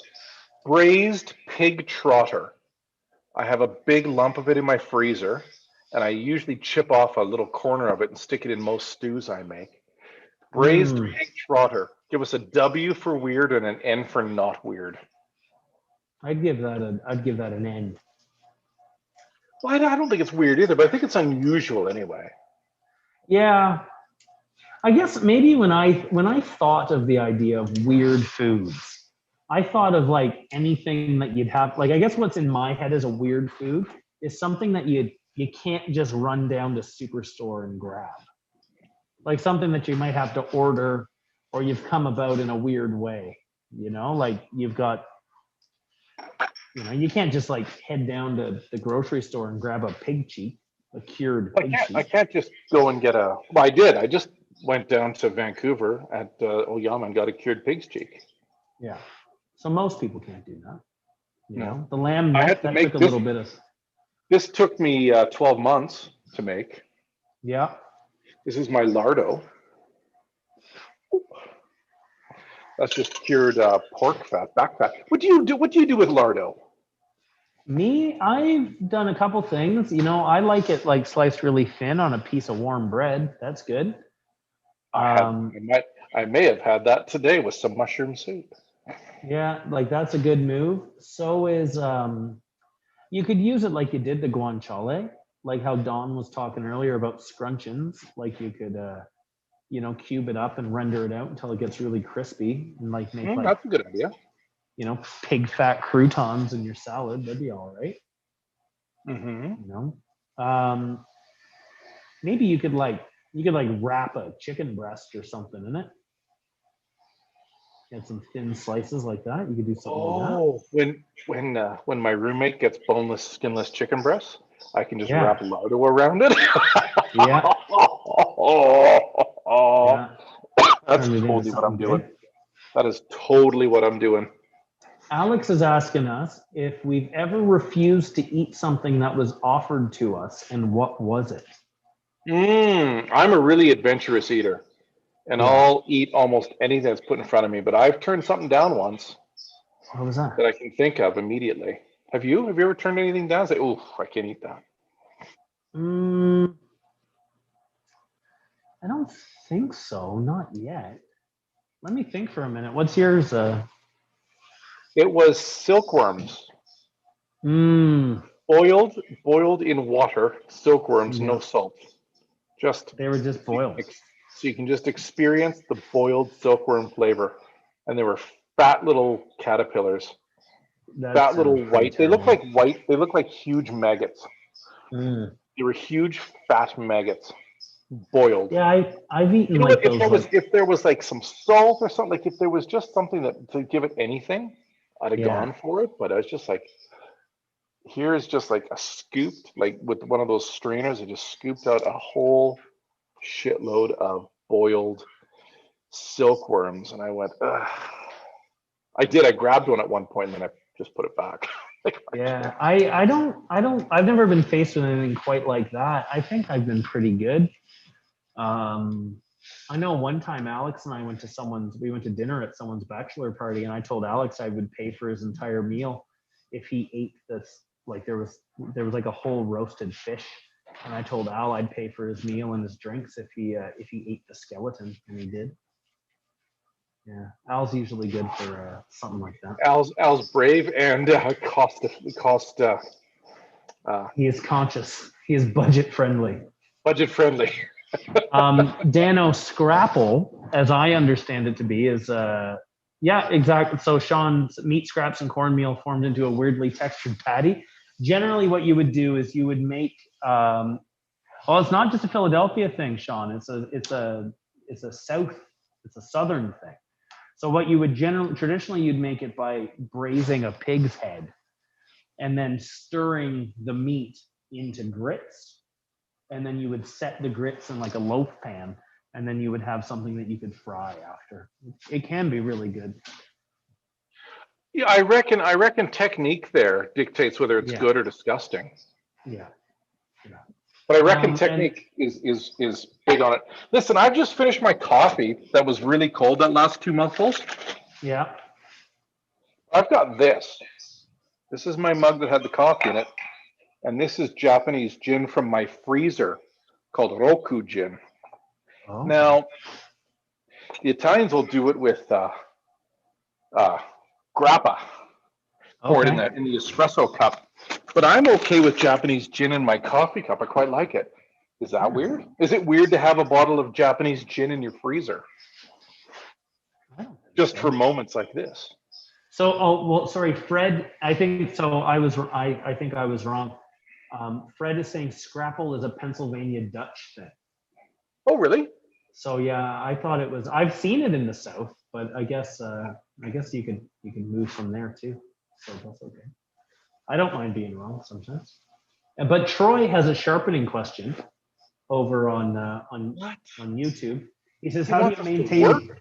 No, how do you maintain that perfect level of sharpness on blue carbon steel other than a honing rod? Can you just tune them up using a 4,000 or 8,000 grit? What I do is I have way too many knives. I've got 200 and some knives, maybe. I haven't counted. Maybe more. But I've got a lot of knives. So what I do is I just keep buying a new knife every time it's dull.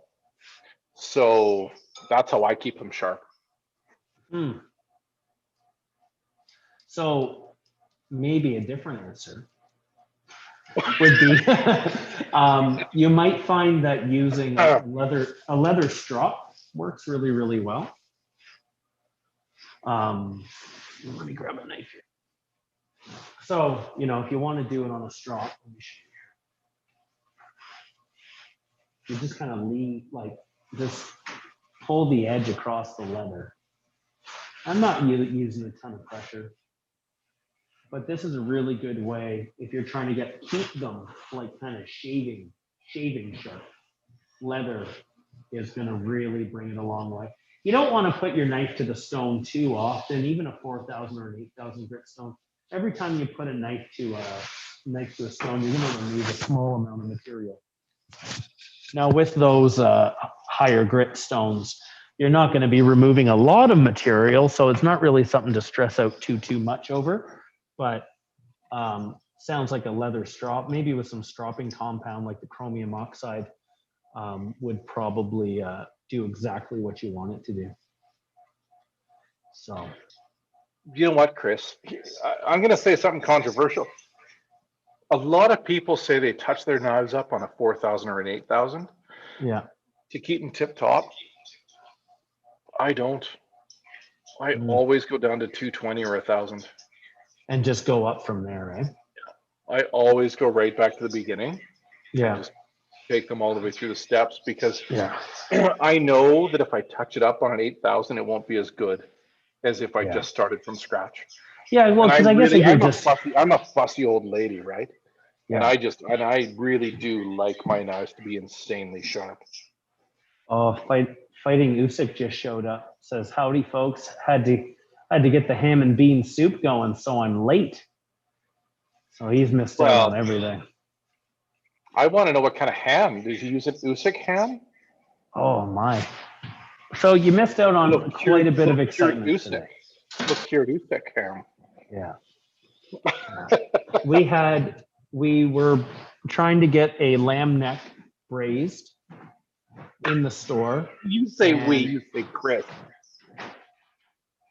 Well, you're paying me to do these things. I had no part of this. No, he didn't instruct me to do this, but I did do it. The fire department came to the store, and I got scolded, and it was just, Kevin has since tweeted my father-in-law to tell him that I've done it. I'm anticipating a phone call from my mother. If Kevin told Gabriel, then it's just a matter of time before Gabriel tells Maeve, and then I'm gonna get an earful when I get home. Maybe, I don't know. But Kevin bought me this patch for Christmas that I think is very, very relevant. I'm gonna just get it. So someone ask a couple knife questions. I need 30 seconds to dig through my backpack. Well, book him down. I was asking, what's the next purchase? I'm guessing what's the next purchase for me for a knife? Honestly, I'll tell you exactly. I've got one knife that and as soon as I get to the shop, I'm getting it. And it's Chris, you might think this is weird, but this is the next knife I'm getting. And I'm obsessed with it right now. It's the 150 Petty. Yeah. Miyabi Hana. Or Hanabi, is it? Hibana. Right, sorry. Yeah. Hibana means firewood. Hana means flower. That's not crazy, because that's what I use that knife to trim up that. I use that very same knife to trim up the lamb neck that didn't burn down the store. Are you really? Is that the one you used? Yeah. That one right there. Yeah, that's the one I want. I love the shape. I love the handle. I love the look. Yeah. I think that might be one of the best knives we carry. I love that fucking knife. Yeah. No. I love that darn knife. I didn't say a bad word. No. I didn't use a French word. Yeah. Usyk, I am going to do whatever I can to just avoid them. Like if I see them on the street, I'm going to cross the street. I'm going to close my eyes. I'm just going to pretend. It's like Hitchhiker's Guide to the Galaxy. You don't see me. I don't see you. You can't see me. Are you talking about Usyk ham? Is that what you're saying? Is that you don't want to? No, well, Usyk says I'll just have to braise them some lamb and bring it down. So, but I will point out, this is a patch that Kevin bought me for Christmas. So I might just put that on my sharpening apron. You should tell Instagram what it says. It says, "In my defense, I was left unsupervised." Yeah. Which hasn't, normally I don't call, I guess there was a reason you bought me this, like this can't really be much of a surprise to everybody. Chris, you were gonna say there's no reason why you got that. Is that what you were gonna say? I was gonna say that, but I realized, like, as the words were coming out of my mouth, how full of shit I was. Yeah. Full of big shit. Big full of Yeah, shit. I guess out of all the store managers, I am the most deserving of this pet. Yeah. I do have the reputation for causing the most trouble. Yes. Yes. Yeah. Yeah. I luckily don't cause any trouble ever. No. No. But Well, I know. do. You know what? I think if we're in the mood to stay up late and do some troublemaking things, I rely on other people to apply the brakes. I've been there with you. Yeah, it's true. I rely on other people to apply the brakes. I'm not a very good brake applier. No. No, I usually have the brakes applied for me as well. Which is why you and I are a very bad problem together. Yeah. Yeah. So. Okay, fighting Usyk, which is just a penis bone. Yeah. Now, is he a fighting penis bone, or is he fighting with penis bones? These are the things I want to know. He said that before question. it was a nickname for his whichever kind of group he belonged in the military. Oh, right, it was the penis fighting group where they just fought with penises. Because I know, like, my dad's trade in the military were called the secret squirrels. The secret squirrels. Yeah.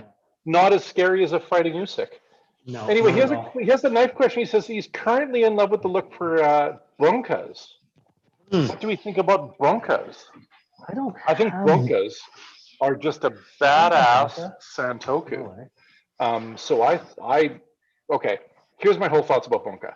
It's just a fancy way to make a Santoku, which I'm not against because I think they look badass. But the way the point is made, they are really, really, you have to get the idea in your head that you're going to break the tip off at some point. Yeah, one day you will.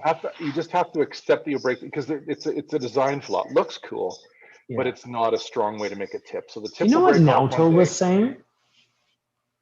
Naoto says a lot of stuff, man. I know. So I'd always presumed that bunkas were a more modern thing, that they were making it look cool to sell more knives. It's really old. But apparently this is like a Santoku is the new way and a bunka is the old way. That's easier to make that way, right? Yeah. Yeah, because I guess you just snip it off. You wouldn't have to grind it. Listen, right? Kataba Japanese Knives just joined us on Instagram. Oh, hello. I think they're another knife shop. Might be in Japan. Maybe. I don't know. Kataba, tell us where you are. Tell us what your deal is. Tell us what your show is. Tell us what your game is. They're in London. Your old stomping ground. Kataba's in London? I'm from London. I'm from London. You can tell by my accent. Yeah. Located in 7 Dials. Does that mean something to you? Oh my God, that's where Fergus lived for years. I've been to 7 Dials too many times. My buddy Fergus Henderson lived in 7 Dials. I was working with him for years.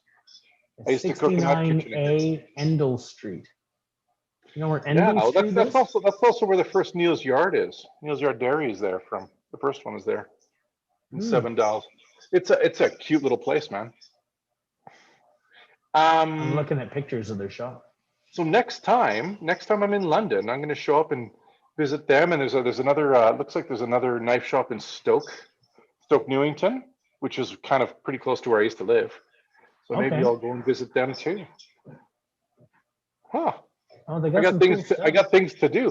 And with Brexit, everything should be affordable. Well, Usyk is asking, terrible.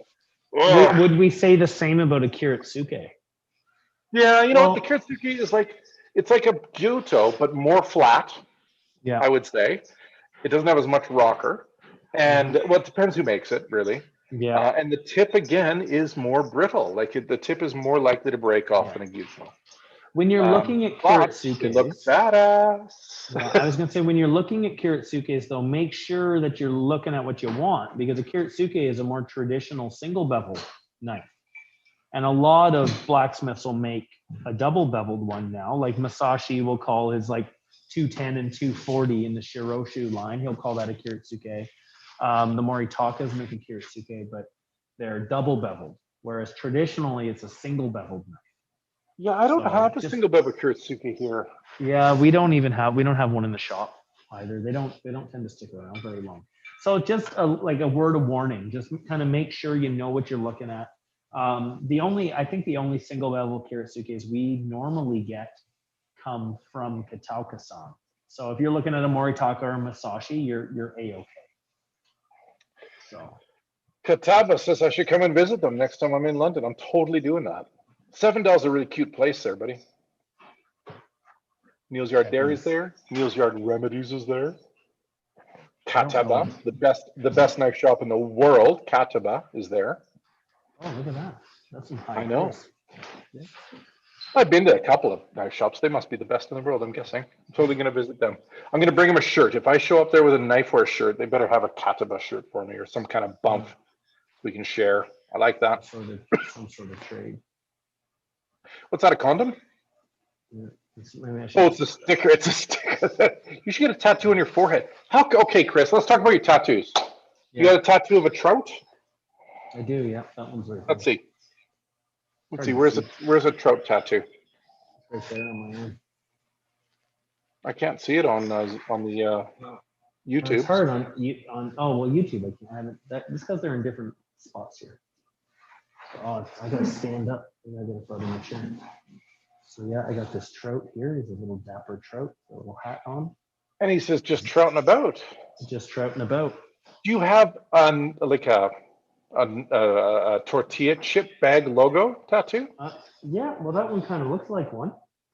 That's nice. Yeah, that's good. Yeah. Well, look at this one. Have you seen that Well, one that's before? new. That's newish. I've seen that, but I'm not familiar with it. Yeah. Yeah. They're permanent, it turns out. Oh, look, Kataba says there's a great oyster bar if we want to grab a snack near them. Yeah, that's cool. I like that. I'm not, you know what? I don't go to my way for oysters. I'll have them. I'm not a huge oyster fan. It's not that I don't like them. I think there's like many things in the world that are just better, frankly. Yeah. But You're good. that You're being good for a said- few though.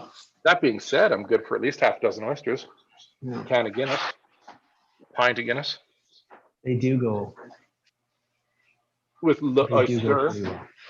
Yeah. How do you say oyster Well, in French, Al? Al, tell me how to say oyster in French. Oh, I know how to say it. It's wheat.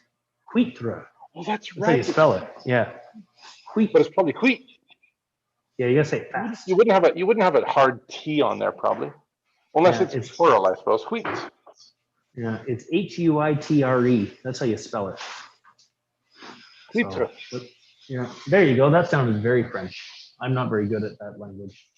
I try, but I'm not the best. Do you know what? I live in a house where everybody speaks French except me. Mm. They I'm probably an use it idiot. to talk about you. They talk about you all the time. I would. I would. Well, I'm wondering, Kevin, if maybe we should start wrapping it up because it's getting pretty close to 6 o'clock here. We've been at this. We've been chatting for We haven't 1 hour and 48 minutes. We haven't done much, have we? Well, I guess I made some ice cream. You called the fire department. I Yeah. inadvertently called the fire department. I cut up some guanciale. Oh, I prepped a venison heart for ice fishing Yeah. lunches. Ice fishing. Yeah. Oh, do you know how much I love ice fishing? I like hard water fishing better than soft water fishing. Yeah. I think it's the best. I'm so excited. Derek But said it's that again- this was the best. This was the best Knifewear 101 yet. Who That's said what he that? said. Derek did. It was a while ago. He said An this is the insane best. person? Oh, it's He because is he the likes 101. you getting in trouble from the fire department. He does, yeah. Well, someone has to do it, you know. Mackie asked how the ice cream turned out. I don't know. Let's see. Yeah. But you were going to ask me something. Like, Look at my Saskatoon Ripple ice cream. oh, that looks good. I made it ripple, except you see at the bottom, there's like a lot in the corner there. So I didn't Hmm. ripple it very well. Let's just have a scoop and see. Oh, it's still really soft. Woohoo! Here goes.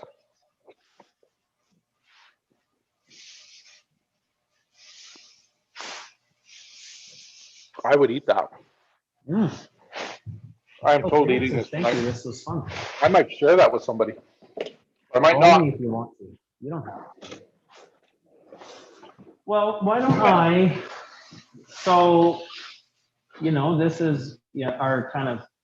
Well, we're doing it several times a week these days. Japanese Knife 101. Prior to Christmas, we were only doing it on Tuesdays, and it was kind of our weekly. Someone's chirping you there on YouTube from Edmonton. No strawberry ice cream. Can I just talk about something? Just for a second. Strawberries are the weirdest food that I know. That's There a you go. strange thing for you to say. No, they're the most disappointing of berries. Mm. They promise a lot. They often look amazing. They promise a lot. Except you bite into them and 99% of the time they're just shit. Right? I'll agree with that. When you get a good strawberry, man, it's like, Well, oh, we've got, so where I grew up, the light of God shines down upon you when you eat a good strawberry. Right? there's, And if you find a good one, you'll probably find 50 good ones all in a row. yeah, But there's an man, apple the orchard best- and berry farm at the end of my parents' road. And so during the middle of summer, like we'll go nuts. Like I'll spend hundreds of dollars on strawberries for those 2 weeks. Because they're good, And- probably, right? Yeah, oh, they're great at that point, So No, like, don't get me wrong. A good strawberry is amazing. yeah, but they're more bad than It's so good. hard to get a good one. They're mostly, Yeah. and I mean like 99% of them are shit. Yeah. People are like, let's have chocolate dipped strawberries for February 14th, Valentine's. I'm like, why? Why do you want to eat garbage dipped in chocolate? Ugh. Yeah. Doesn't make any sense to me. They're the Grant worst. says, have you tried homegrown strawberries? Blah, blah, blah, Grant. Oh, that was, I used to have a huge strawberry patch, and then the squirrels would come and bite one bite out of every strawberry one day before I wanted to pick them. Mm, And I've cooked a lot of squirrel, but I never cooked a city squirrel because I don't know what they're eating. no, well, and someone will call the cops I on do you. like to eat squirrels. Remember that time that we were in, Try making ice cream with alpine strawberries. Well, Grant, la-dee-da. Whoa. I don't know what I'm saying. Do you know this guy? I have no idea who Grant is. I'm just being a dick He to him. sounds nice. He said before, he said, thanks, this was fun, and now we're chirping him. Holy, I think that sounds good, Grant, for the record, I was going to, I'm an asshole. I've had a mouthful of gin. That's my problem. oh, that's his problem. I had 2 cups of coffee and a mouthful of gin. Oh yeah, he's out of control. No blah blahs. All right, at least he's good natured, Kevin. So normally once a week we'd get together for an hour and a half or so, and we would just kind of open up the floor to whatever questions you might have about knife makers or knife maintenance, what knife or what job. Now that we're kind of Ontario's in a provincial lockdown, so I've found myself with a lot more extra time. And so Kevin and I thought it would be a really good idea to just kind of get out there and do this a little more frequently. So today was a little bit sillier, and I almost burnt down the neighborhood again. Mostly it was silly because of you, because you're a problem. Because I'm a bit of a troublemaker. You're like a criminal. You're like a criminal, basically, and a child. Like a child criminal. Yeah, I'm like that John Ritter movie. I'm a problem child. I'm that shitty redheaded kid in that movie. But we've been doing it on Tuesdays, Thursdays, and Saturdays. So on Saturday, we're going to do nothing that requires butane. We're just going to do some knife skills. So my idea was kind of a Santoku versus a Gyuto versus a Nikiri, and a few people had asked if we could do something with Brussels sprouts, just to The small just so ones we've got a or bit the of big ones? the Brussels sprouts, Kevin. I think they're referring to the little ones. Not the. I should see if I could find one on a stalk though. That'd be kind of cool. But it's too late for that, I think. I don't think anyone's hiding Those are those weird. anymore. I thought the first time I saw that, I thought somebody glued them on a green stick. Yeah. So, Very we're confused. gonna do some knife skills on Saturday, and then on Tuesday is gonna be just more kind of ask me anything discussion. But we've got a schedule up. If you're watching on Instagram, it's just in the stories. If you're on YouTube or well, normally you'd be on Facebook, but Facebook pooched it today. You would see that again on the stories. There's a post. But Tuesdays, Thursdays, and Saturdays, we're doing something like this. It's kind of our kind of free flowing stream on Thursday evening. So tonight at tonight in 2 hours. No, 3 hours.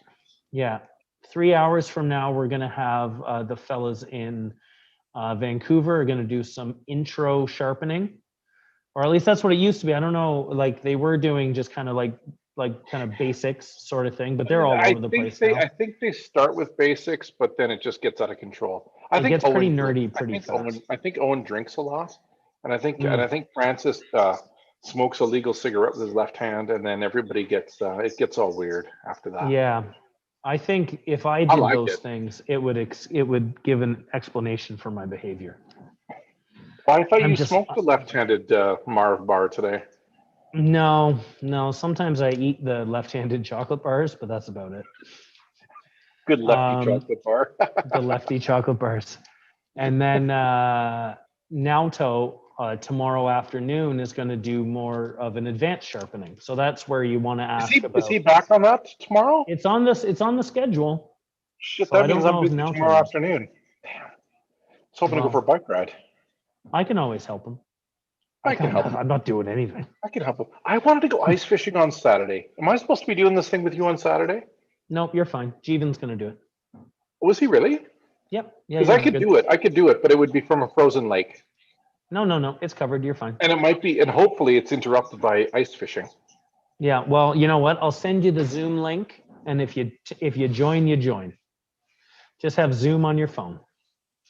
I can do that. I can probably do that. But Jeevan, you said Jeevan's got you covered. Yep. We're covered. We're good. That's amazing. So, but I think maybe this should be goodbye. So I can clean this place up and take a deep breath. And there's probably footprints from fire rubber boots. There's big boot prints around the room, and I've got to pick my pride up off the ground. I haven't been scolded like that in a long time. Did he really scold you? Oh, he was not happy. Yeah. Well, because he never comes to false alarms? Yeah, I know. Maybe I'm the first one ever. Maybe they were just like really, and they didn't come far. They're only a block and a half away. They were suited up. They had like the Halligan bars ready and everything, like those things for like. Probably interrupted his YouTube time. He was probably like really getting into that YouTube channel where they do the thing that he likes. Thing. Imagine that they were watching this show, and they saw it, and they're like, "Look, guys, it hasn't gone off yet. Just just get your shit on. The alarm's gonna go off in a second." Maybe that's why it was so fast. So. All right. Well, I'm going to say bye, Kevin. Have a good one. I'll talk to everybody soon. Ciao, man.